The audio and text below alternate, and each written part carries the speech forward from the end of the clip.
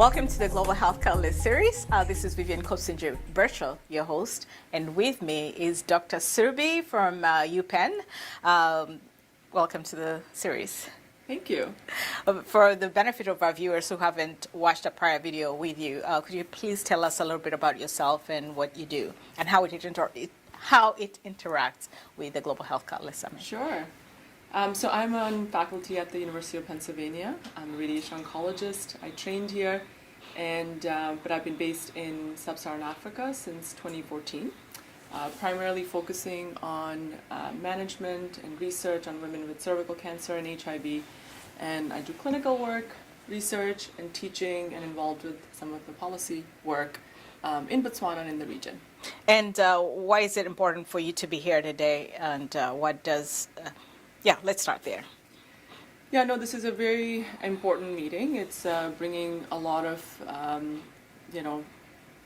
all the big minds in the field, the global minds really, from the continent, from Africa, as well as people who are really passionate about this here, and really thinking about some solutions to move this agenda forward. You know, we're tired of talking about the problem constantly, right. And I think it's time to focus on the real, implementable, scalable solutions. And it's fantastic to have this whole group together of researchers, of implementation scientists, of physicians, of policymakers, all in one room to push this forward. And what has struck out for you the most? Is it the first time you're being a part of the Global Health Catalyst? I am actually, yeah. Several times I think I was on maternity leaves.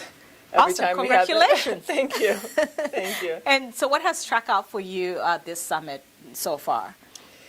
You know, first of all, the energy in this group, how much is actually already happening.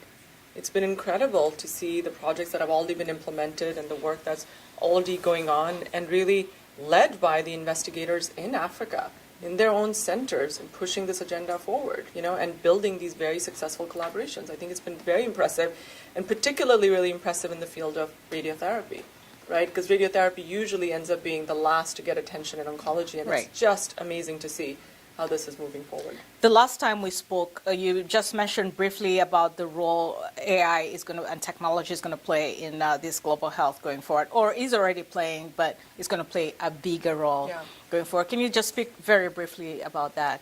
Yeah, I mean, look, we didn't talk about much on that in the session this time, but I'm pretty sure the next meeting we're going to be discussing even more.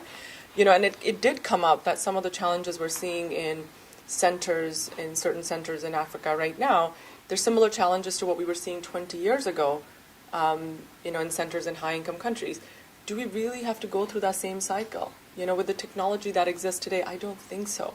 I think we're going to have really much easier solutions, much more practical solutions that are technology-based in practice soon, and I don't see that there should be any issues in implementing those across the board in high-income countries and LMICs at the same time.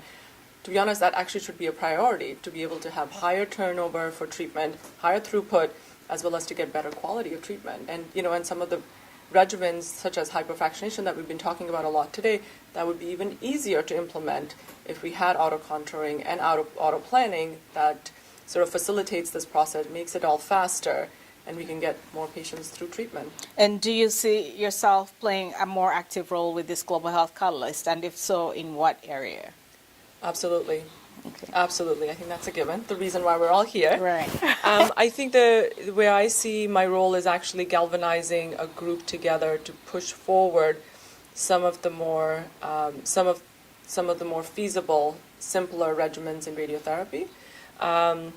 So we've been talking about hypoAfrica in prostates. I would like to see that in other disease sites, very much complemented with research and good data collections, so that it can be implemented all across the board in Africa, and continue to push the policy agenda in terms of improving the access to machines itself as well.